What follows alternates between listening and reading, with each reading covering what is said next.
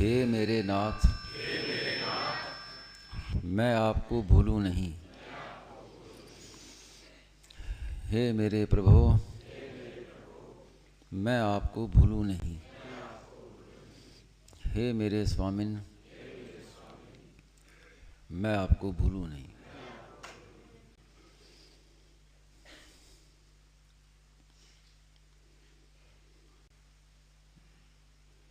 आज आपने सुना प्रेम की महिमा। वास्तव में प्रेम की महिमा का कोई वर्णन कर सकता ही नहीं।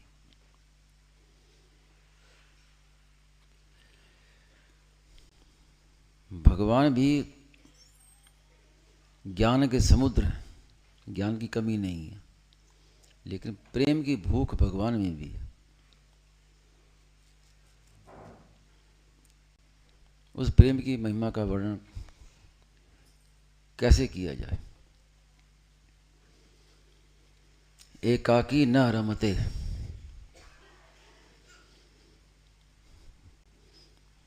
भगवान से भी प्रेम के बिना रहा नहीं गया। इस सृष्टि कब पैदा हुई कि प्रेम के बिना भगवान से रहा नहीं गया।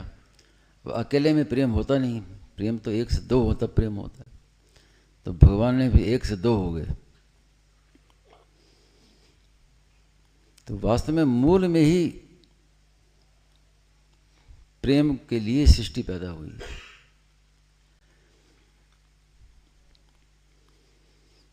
लेकिन जीव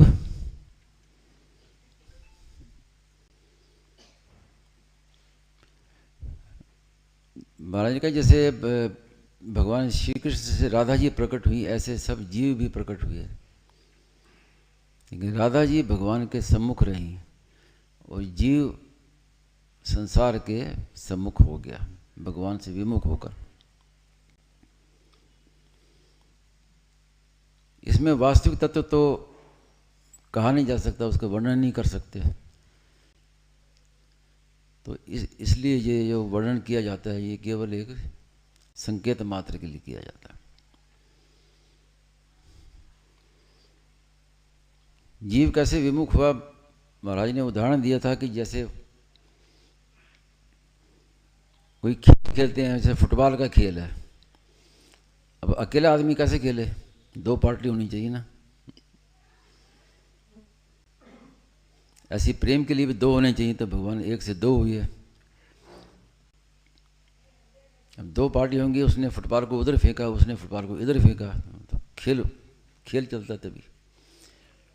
लेकिन इधर से फुटबॉल को फेंके और दूसरा फुटबॉल लेके भाग जाए तो फिर खेल कैसे होगा, खेल तो खत्म हो गया। यही दशा हुई है जीव के साथ में। भगवान ने जीव को पैदा किया कि ये मेरे से प्रेम करेगा, और जीव हो गया भगवान को छोड़ के, विस्मरण करके, और संसार के सम्मुख हो गया, भोगों में लग गया। तो जब भोगों में लगा तो फिर 84 लाख योनियों में फिर चक्कर काटना शुरू कर दिया। कोयले का उदाहरण दिया जाता है ना कि कोयला हो ही नहीं उजला, 100 मण साबुन लगाए। कोयला कहाँ से निकला, अग्नि से निकला, अग्नि से अलग हुआ। अग्नि में था तो वो भी चमक रहा था, लेकिन अग्नि से अलग होते ही काला हो गया। ये दशा जीव की है। अब उस कालापन को मिटाने के लिए 100 मण साबुन लगाओ, वो कालापन मिटेगा नहीं। कब मिटेगा, जब वापस उस अग्नि में जाएगा तब कालापन मिटेगा, नहीं तो उसका कोई उपाय ही नहीं है। जब तक जीव भगवान के सम्मुख नहीं होगा तब तक उसका जो कालापन है, 84 लाख योनि में भटकना, दुख पाना, कभी स्वर्ग में गए कभी नरक में गए, आवागमन, ये तो चलता ही रहेगा। कब से हुआ, अनादिकाल से चला आ रहा है। तो उसको मिटाने के लिए भगवान फिर एक बार फिर अपनी ओर से अवसर देते हैं, मनुष्य शरीर देते हैं, मौका देते हैं, मौका कि चलो बहुत भटक लिया, अब मेरे सम्मुख हो जाए तो भी काम हो जाएगा पूरा, तेरा भटकना मिट जाएगा, मेरी प्रसन्नता हो जाएगी। इसलिए मनुष्य शरीर की इतनी महिमा है कि एक मनुष्य शरीर ही ऐसा है जिसमें मनुष्य दो काम कर सकता है, सेवा कर सकता है और प्रेम कर सकता है। मनुष्य के सिवाय ऐसी कोई योनि नहीं है जो सेवा करे और प्रेम करे। कई कहते हैं कि वृक्ष हैं वो फल देते हैं, सेवा करते हैं, वो सेवा करते नहीं हैं, हम उनसे लेते हैं, वो अपनी ओर से नहीं करते। तो दो जो शक्तियां हैं ये जीव के पास ही है, मनुष्य के शरीर में। इसीलिए अगर आप अध्ययन करें संसार के जितने भी संप्रदाय हैं, पंथ हैं, दो बात सब में मिलेगी, सेवा करना और भगवान को याद करना, प्रेम करना है। ये दो बातें सब में समान है। बाकी विधि निषेध बहुत फर्क है, लेकिन दो में सब समान है। इसको तो सब मानेंगे ही, चाहे कोई हो।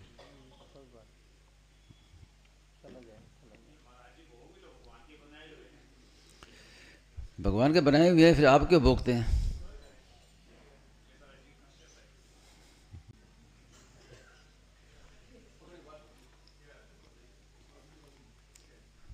संसार वासुदेव सर्वम है, भगवत स्वरूप है, लेकिन आप भगवान को भोग्य बना लेते हैं,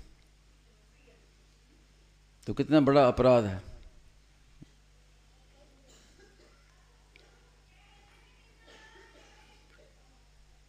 तो अब उस प्रेम को प्रकट करने के लिए भगवान अवतार, एक कृष्णावतार, एक रामावतार। रामावतार में भगवान ने प्रेम को प्रकट करने के लिए भरत जी को सामने किया, भरत का प्रेम, और कृष्णावतार में राधा जी का प्रेम।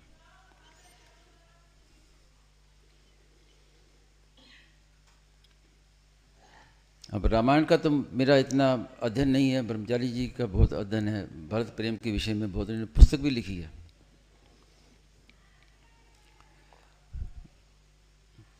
मैं उदाहरण देता हूँ गोपियों का। गोपियों को प्रेम की ध्वजा कहा गया है। नारद जी जैसे ऋषि भी लिखते हैं यथा व्रज गोपिका नाम, प्रेम कैसा होना चाहिए जैसे व्रज गोपियों का था, उनका प्रमाण उदाहरण दिया जाता है। एक कथानक याद आया, स्वामी जी महाराज से सुना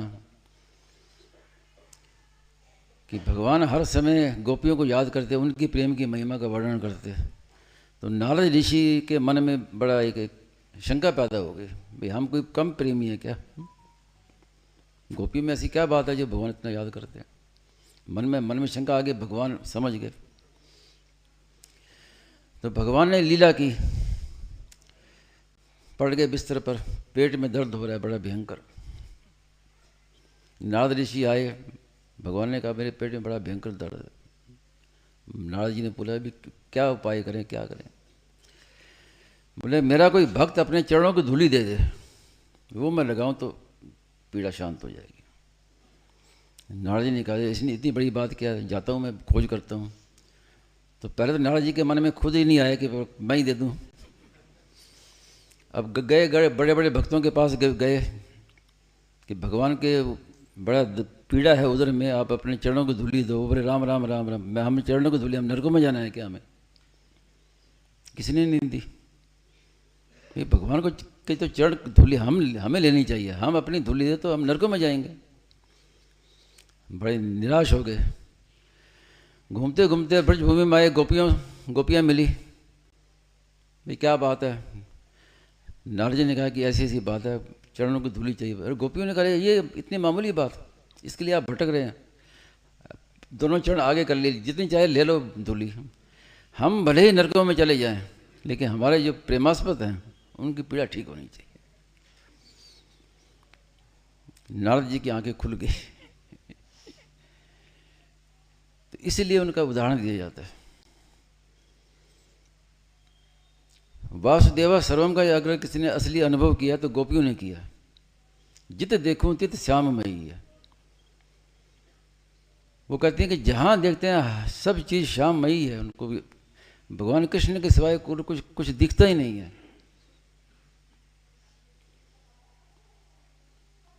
और हर काम करते समय, घर का काम कर रहे हैं, सब कुछ कर रहे हैं, हर चिंतन हर समय ठाकुर जी का, भगवान का। एक क्षण के लिए भी भगवान की विस्मृति नहीं है। तो इसलिए नारद जी को आखिर में लिखना पड़ा कि प्रेम कैसा होना चाहिए, यथा व्रज गोपी का नाम, ऐसे प्रेम होना चाहिए।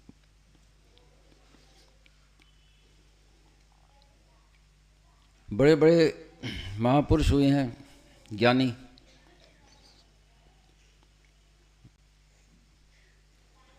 स्वामी जी महाराज में भी बताया स्वामी जी महाराज ने कि वे बचपन से ही मेरे भक्ति के संस्कार थे, कि जहाँ कहीं भगवान की कथा दूर से कहीं कर रहा होता, सुनाई देती, तो वहीं मैं खड़ा हो जाता और चित्त उसमें खिंच जाता। और फिर याद आती गुरु जी की, गुरु जी ने आज्ञा दी है तो आज्ञा पहले पूरी करनी, फिर वो वहाँ से करते। तो इतने संस्कार थे। बीच में सेठ जी के पास आने पर वो संस्कार दब गए। और मथानिया में, मैं संक्षेप में बता रहा हूँ आपको, सबको पता ही है, मथानिया में गीता का पाठ करते करते स्वामी जी में एकदम जैसे एक प्रकाश हुआ कि भक्ति के समान कुछ नहीं है, भक्ति अंत में है। और उसके बाद आप स्वामी महाराज की पुस्तकें देखें, सब भक्ति पर ही लिखी है। साधक संजीवनी का जो परिशिष्ट लिखा है, ये भक्ति परक, इसीलिए परिशिष्ट लिखना पड़ा। साधक संजीवनी लिखते समय भी भक्ति की बातें खूब आई हैं, लेकिन उसमें भी मुख्यतः ज्ञान मार्ग की बताई है। फिर दोबारा परिशिष्ट लिखा तो भक्ति पर लिखा। तो वास्तव में अंत में भक्ति ही है,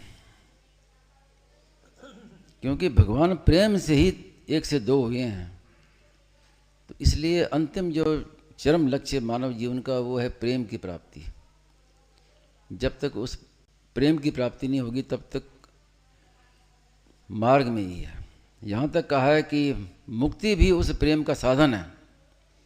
जिस मुक्ति को बहुत ऊंचा मानते हैं, मुक्ति हो गई, मोक्ष प्राप्त कर लिया। तो मुक्ति का अर्थ क्या है कि मुक्त होना। किससे मुक्त होना? संसार से। तो संसार से छूट गए, ये मुक्ति है। लेकिन मिला क्या? मिला तो प्रेम, वो होना चाहिए प्रेम। तो स्वामी महाराज ने कहा है कि मुक्ति भी उस प्रेम का साधन है। एक प्रवचन में तो स्वामी जी ने हद की बात कह दी कि मुक्ति मिलना भी वास्तव में पतन है, उस प्रेम से पतन है।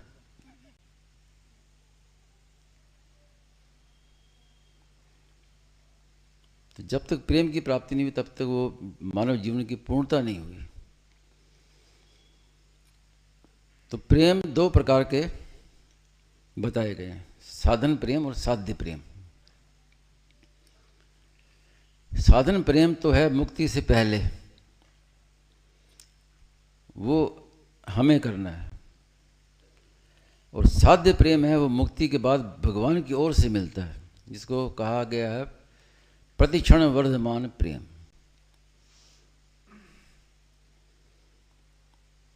पराभक्ति भी कहा गया है। भागवत में भी आया है, भक्त्या संजातया भक्त्या। तो अब वो प्रेम, इतनी ऊंची स्थिति प्रेम कैसे मिले? लिखने वालों ने तो ग्रंथ लिख दिया, और स्वामी जी महाराज ने तो चुटकियों में बता दिया प्रेम कैसे मिले, कि मैं भगवान का हूँ, भगवान मेरे हैं, अपना मान लो। प्रेम के लिए पहले कहते हैं प्रेम के लिए तपस्या की, प्रेम के लिए यज्ञ किया। महाराज ने तो साफ कह दिया, साफ, अपनापन के सिवाय प्रेम प्राप्ति का दूसरा कोई साधन है ही नहीं।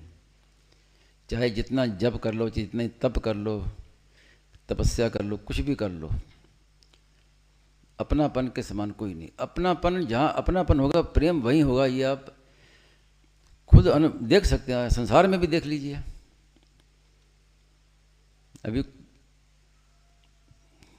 2-3 दिन पहले महाराज जी के प्रवचन में आया ना, ये कहते मेरा बेटा मर गया, दुख होता है। तो महाराज ने कहा कि संसार में कोई भी मरता है, चाहे पशु हो चाहे मनुष्य हो, बेटा ही तो मरता है। जो भी मरता है संसार में बेटा ही होता है। किसी का बेटा तो है मरता है, लेकिन उसका असर नहीं पड़ता।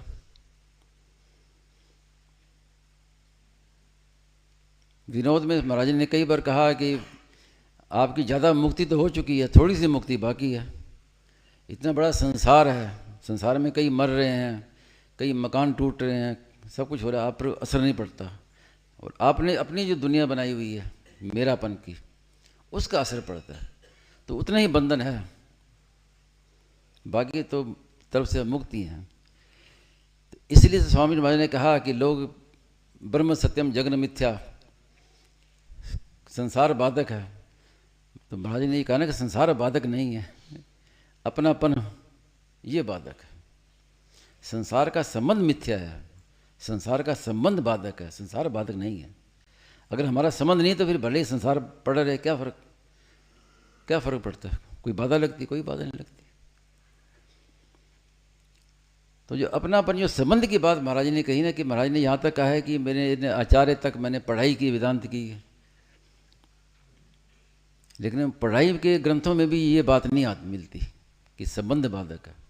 सब में ये कहे जगन ब्रह्म सत्यम जगन मिथ्या, ब्रह्म सत्यम जगन मिथ्या। इसीलिए महाराज ने उस संबंध पर ही विशेष जोर दिया और दो बातें कही, जिसको महाराज ने कहा कि मीराबाई ने हमें एक मंत्र दे दिया। मीराबाई ने एक मंत्र दे दिया सबसे बड़ा, कि मेरे तो गिरधर गोपाल दूसरों ना कोई, इसके अलावा कुछ नहीं करना। भगवान मेरे हैं, मैं भगवान का हूँ, ये मान लो। चाहे संसार मेरा नहीं है, मैं संसार का नहीं हूँ, ये मान लो। वो पहला विश्वास मार्ग है, ये विवेक मार्ग है, और परिणाम दोनों का एक है। भगवान की प्राप्ति होगी तो संसार छूट जाएगा, संसार को छोड़ेंगे तो भगवान मिल जाएंगे, तो परिणाम तो एक ही होगा। तो महाराज जी की आप सुने, पुस्तकें देखें, प्रवचन देखें, तो सबसे ज़्यादा जोर इसी पर दिया। दूसरा, महाराज जी ने चुप साधन पर भी जोर दिया, लेकिन बाद में यहाँ तक कहा है कि चुप साधन से भी श्रेष्ठ है भगवान को अपना मानना।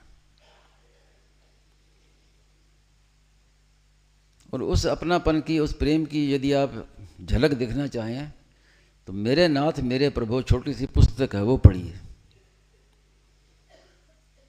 कुछ बाकी नहीं रहेगा, पूरी बात समझ में आ जाएगी। और जैसे मैंने सुबह बताया कि ये ऐसी बात नहीं है जिसके लिए आपको कुछ ग्रंथों का अध्ययन करना पड़े, किसी के पास जाना पड़े सीखने के लिए। ये सब का अपना अनुभव है कि जो मिला है वो एक दिन सब बिछुड़ जाएगा। ये सब जानते हैं, मानते नहीं, यही कमी है, और कुछ कोई कमी नहीं है। जानते सब हैं। जब कोई मरता है ना तो सबको ये ज्ञान आ जाता है, अरे भाई क्यों रोते हो, सब जाने वाला है, कोई यहाँ रहने वाला नहीं है। उस समय सब ज्ञानी हो जाते हैं बाद में फिर सब भूल जाते हैं सब। सेठ जी की ने एक जगह लिखा था, मैंने पढ़ा तो बड़ा अच्छा लगा, कि कोई मर जाता है तो उसके लिए शोक सभा करते हैं, शोक सभा, और बड़े बड़े अपना संस्मरण सुनाते हैं, लेक्चर देते हैं। उस समय भी ये याद रखना चाहिए कि यही शोक सभा हमारे लिए भी होगी। हम जिसके लिए शोक सभा कर रहे हैं तो तुम्हारे लिए शोक सभा नहीं होगी, तुम्हारा भी ऐसी होगा, शोक सभा करेंगे पीछे वाले। तो जो मिला है और बिछुड़ जाएगा, सदा साथ रहने वाला कोई नहीं है, तो फिर उसको अपना क्यों मानो, उसकी सेवा करो।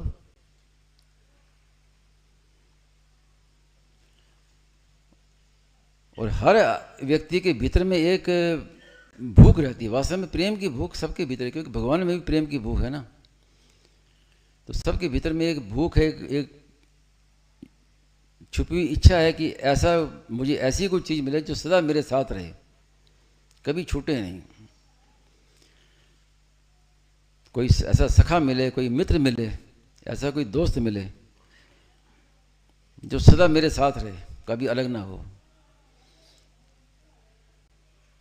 तो एक भगवान ही है जो सदा साथ रहेंगे, बाकी आप विचार करके देख लो क्या साथ रहने वाला है। जिस शरीर को हम जीवन भर रात दिन भोजन कराते हैं, अच्छे अच्छे कपड़े पहनाते हैं, खूब सेवा करते हैं शरीर की, वो भी साथ रहने वाला नहीं है। स्वामी जी ने महाराज कई बार कहते थे कि आप दिन रात शरीर की सेवा करते हो, उसको सजाते हो, बढ़िया कपड़े पहनाते हो, सब करते हो, लेकिन वो इतना कृतघ्न है कि बीमार होगा तो वो आपको पूछेगा भी नहीं कि इसने मेरी इतनी सेवा की, कम से कम मैं तो इसकी प्रतिकूल ना हूँ, फिर भी बीमार हो जाएगा, कष्ट कष्ट देगा आपको। जो रोगी होते हैं, आप सबको पता ही है, जरा सा कहीं भी एक नख में भी, एक दांत में भी दर्द हो जाए तो देखो क्या दशा होती है।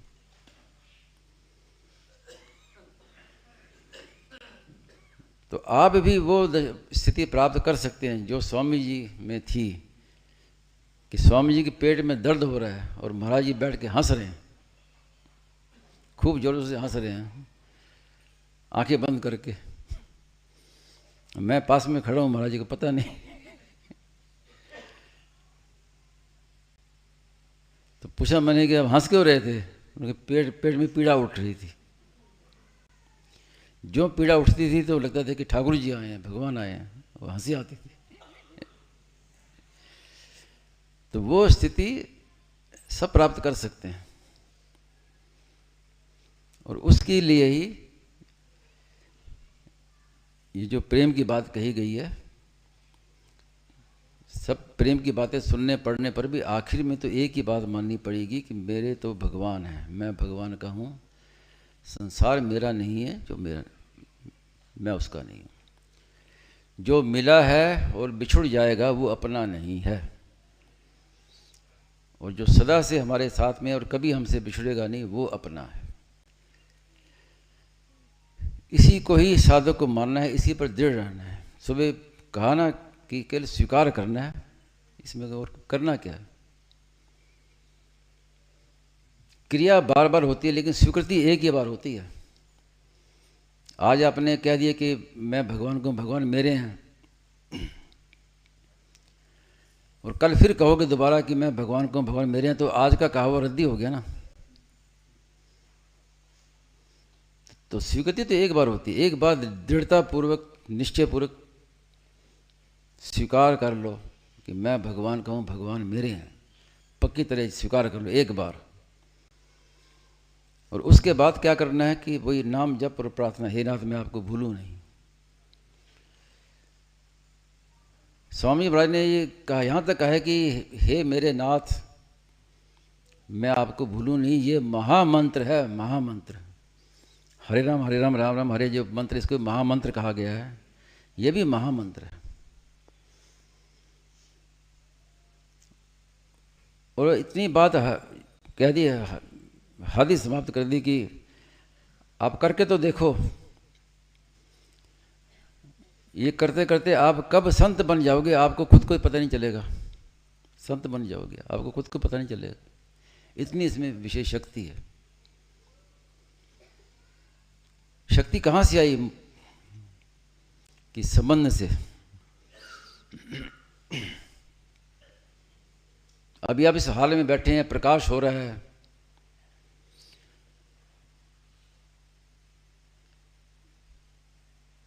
और अचानक बिजली चली गई, अंधेरा हो गया,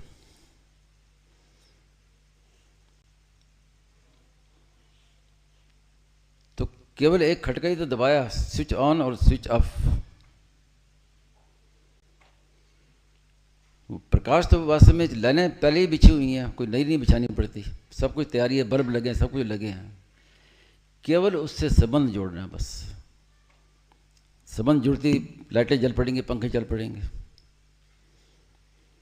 तो भगवान भी सर्वव्यापी हैं। अब ऐसा तो है नहीं कि भगवान अभी वृंदावन में है, बाहर जाएंगे तो फिर वहाँ नहीं रहेंगे, घर चले गए तो फिर तो दूर चलेगी, ऐसा नहीं है। जैसे भगवान जहाँ पर हैं वृंदावन में, वैसे ही आपके घर में भी वैसे ही पूरे के पूरे हैं। भगवान तो कण कण में व्याप्त है।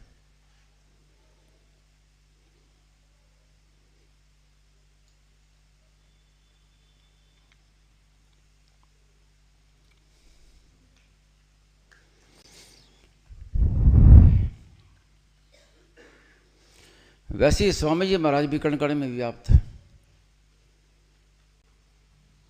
केवल एक बार आप स्वीकार तो कर लो, मान तो लो एक बार करके।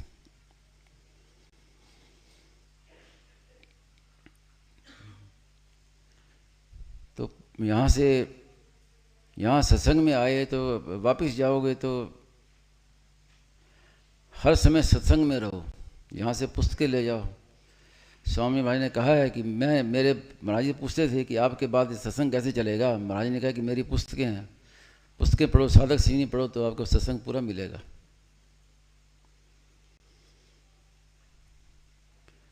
तो बहुत सुगमता है, कोई कठिनता नहीं है।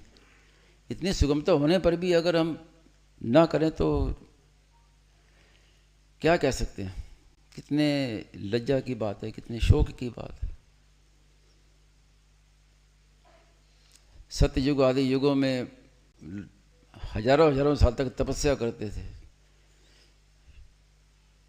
कितना कठिन साधना करते थे। ये करो, वो करो, श्रवण करो, कान बंद करो, आंखें बंद करो।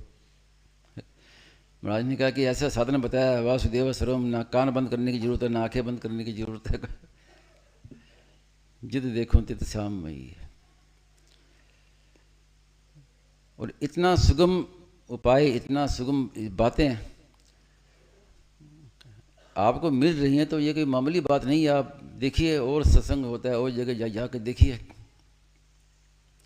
ऐसी बात मिलेगी नहीं।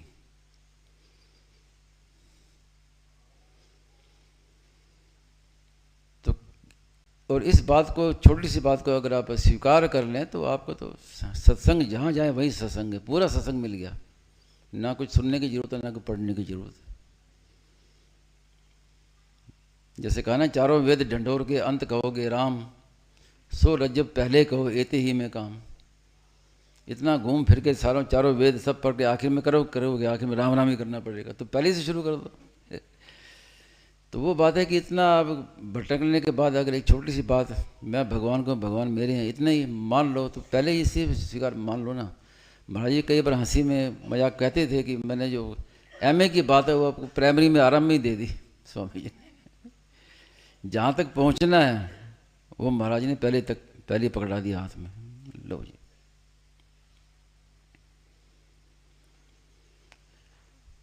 तो केवल बस जैसे पहले दिन कहा ना, लगन, बस एक लगन की आवश्यकता है कि लगन लग जाए। संसार में प्रतिकूलता आती है, दुख आते हैं, ये क्यों आते हैं? इसीलिए कि आपके राग नष्ट करने के लिए आते हैं और लगन लगाने के लिए आते हैं। अगर हर समय सुख भोगी भोगते रहे और प्रतिकूलता कभी आए ही नहीं तो फिर कहाँ लगन लगेगी? कौन चाहेगा भगवान को?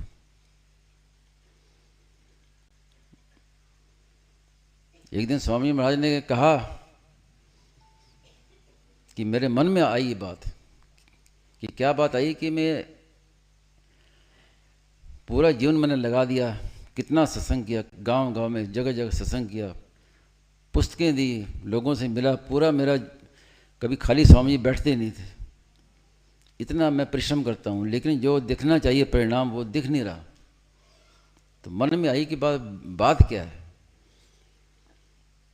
तो बोल गया यही बात है कि भोजन तो बढ़िया से बढ़िया मैंने दे दिया, भूख नहीं आ गई। अब भूख के बिना भोजन का क्या? अगर भूख नहीं हो तो आपके सामने 56 भोग रख दिए जाएं तो क्या काम के वो? और भूख हो तो 56 की जरूरत नहीं, एक से तृप्ति हो जाएगी। तो लगन होनी चाहिए और उस लगन लगाने के लिए ही ये सत्संग किया जाता है, सत्संग का ये आयोजन किया जाता है। और आप भी इतने दूर से आते हैं, सब करते हैं, क्यों आते हैं? पहली बात तो यही है कि आप में लगन है। ऐसा नहीं कह सकते कि लगन बिल्कुल नहीं है। अगर लगन नहीं होती तो यहाँ आते क्यों? घर में बैठे थे। अब यहाँ जो आए हैं, क्या संसार में यही लोग, इतने लोग हैं क्या? आपके शहर में, वृंदावन में इतने लोग हैं क्या? तो जो आए हैं, जब भगवान की बड़ी कृपा हुई है, आए हैं, उसको थोड़ा सा बस और थोड़ी सी हिम्मत करके उसी को बस बढ़ाना है, भूख उसी को बढ़ाना है बस।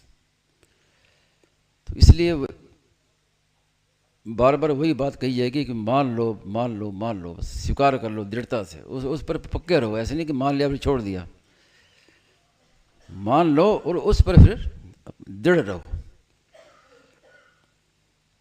तो फिर कोई कमी बाकी नहीं रहेगी।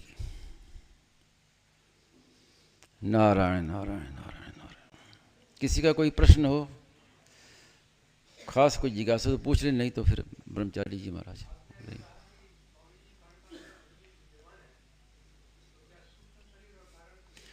ये इसमें विस्तार से क्या क्या मानने की बात है। अब भगवान कण कण में विद्वान है तो क्या कहोगे, बोलिए कि सूक्ष्म चीज से विद्वान है कि सूक्ष्म चीज से विद्वान है, कि प्रश्न नहीं उठता।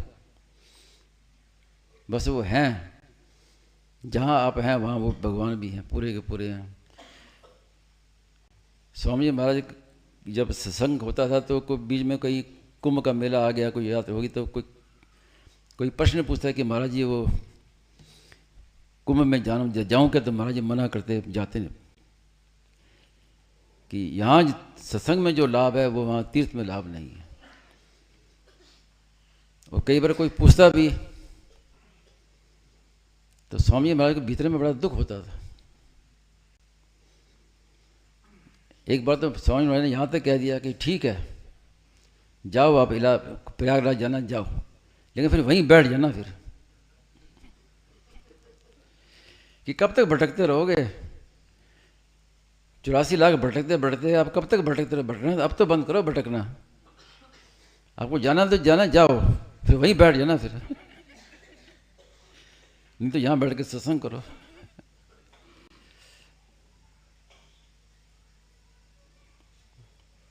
और भगवान कण कण में विद्यमान है, ये क्यों कहा जाता है कि कहीं भी जाने की जरूरत नहीं है, आप जहाँ हैं वहीं भगवान पूरे के पूरे विद्यमान हैं। चाहे आप यहाँ पर हैं, चाहे घर में हैं, चाहे पहाड़ों में हैं, चाहे तीर्थों में, जहाँ भी हैं पूरे। तो कहीं जाने की वास्तव में जरूरत नहीं है। अगर आप पहचान लो तो प्राप्ति वहीं होगी जहाँ पर आप हैं। सब कुछ भटकने के बाद भी प्राप्ति वहीं होगी जहाँ आप हैं। भगवान मंजिल नहीं है जिसके लिए चलना पड़े, मंजिल होती ना तो वहाँ जाना पड़ता है, भगवान मंजिल नहीं है। केवल अपना मन का वहम मिटाने के लिए होता है, उधर जाओ उधर जाओ। वास्तव में तो आपने चलना शुरू किया तो आप समझ लो भगवान से दूर होना शुरू हो गए। चलने की जरूरत क्या है। अभी जैसे आपको कहा कि भाई स्वीकार कर लो कि मैं भगवान को, भगवान मेरे हैं, स्वीकार कर लो। अब कहीं जाने की जरूरत है, आपने बैठे बैठे कर लिया। अब ये भी नहीं कहा कि आप खड़े होकर स्वीकार कर लो या आसन बिछा के तब स्वीकार कर लो। इसके लिए क्या करना पड़ा, स्वीकृति तो है, स्वीकार कर लो, ऐसे स्वीकार कर लो। जब चारों ओर भटक भटक के आखिर में यहीं आना है तो पहले से उसको स्वीकार कर लो, तो बात ही खत्म। क्यों भटको इतना, आज के इतना समय कहाँ है, ना वैसी शक्ति है ना वैसी आयु है लोगों की। तो इसलिए तो स्वामी महाराज ने कहा कि मेरे बचपन से ये खोज रही है। ये नहीं कहा कि मैंने बाद में ध्यान गया, बचपन से कहा है। इसका मतलब अवतार इसीलिए हुआ था कि बचपन से इस बात की खोज रही है कि जल्दी से जल्दी परमात्मा की प्राप्ति कैसी हो, सुगम से सुगम कैसे प्राप्ति हो और हरेक को कैसे प्राप्ति हो। जल्दी से जल्दी इसलिए कहा है कि अब वो सत्ययुग आदि युग नहीं है कि यहाँ आप वर्षों तक बैठे तपस्या कर रहे हैं। अब ना वैसी शक्ति है किसी को करने की, एक दिन भूखा रहना पड़े तो अब पता हो क्या दशा होती शरीर की। ना वैसी शक्ति है, ना समय का पता है, ना मौत का पता है। पहले होता था कि अब वृद्धावस्था आ गई, वृद्धावस्था के बाद अब मरना आएगा। अब तो जन्मने के बाद ही मरना पता शुरू हो जाता है। कब मृत्यु आ जाए कुछ पता नहीं है। हम तो अपने माता पिताजी से सुनते थे, मतलब ज़्यादा दूर की बात नहीं, अपने माताजी पिताजी से बात सुनी है हमने कि हमारे गांव में ऐसा होता था कि कोई जवान आदमी मर जाए तो एक हाहाकार हो जाता था कि भाई ये कैसे मर गया, जवान आदमी मर गया। और आज का आप देखो बूढ़े कम मरते हैं, जवान ज़्यादा मरते हैं। मतलब मौत इतनी सस्ती होगी, खुली हो गई है कि किस समय क्या आ जाए। तो मैंने आपसे पहले भी कहा है, जैसे स्टेशन पर जाते हैं, कहीं जाना होता है तो सामान वगैरह सब बांध के तैयार करके और खड़े हैं कि अब ट्रेन आती है, अब चढ़ना है। तो ऐसे ही आप हर समय तैयार रहो। ट्रेन का टाइम तो पता है कि कितने बजे आएगी, लेकिन मौत का कोई पता नहीं किसी में आ जाए, बैठे बैठे आ जाए, बैठे बैठे आंखें बंद हो जाए। तो इसलिए हर समय तैयार रहो, सामान बांध के कमर कस करके। तो वो तैयारी क्या करनी है? यही तैयारी है कि मैं भगवान को, भगवान मेरे हैं, ये मान लो। अब कोई चिंता नहीं, चाहे मौत चाहे जब मर्जी आ जाए, हम तो भगवान की। इससे सुगम बात और कहाँ क्या हो सकती है? अब आप मानो ना मानो तो आपकी मर्जी है, लेकिन इससे सुगम बात स्वामी जी ने जो बताई है वो कहीं मिलेगी नहीं। नारायण नारायण नारायण नारायण नारायण। जी जी, आप भी वही स्थिति प्राप्त कर सकते हैं। माइक।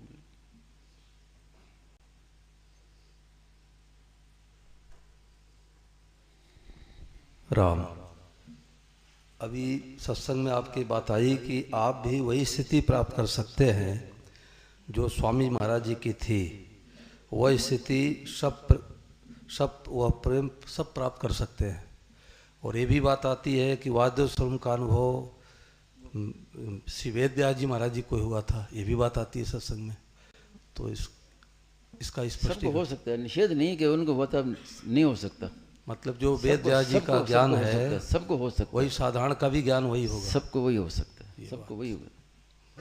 जो भगवान की प्राप्ति सनकादि ऋषियों को हुई है, शंकर भगवान को हुई है, वेद व्यास जी को हुई है, वो सबको प्राप्त, वही परमात्मा प्राप्त हो सकते। परमात्मा अलग नहीं हुई है। युग बदल गए हैं, परमात्मा नहीं बदले।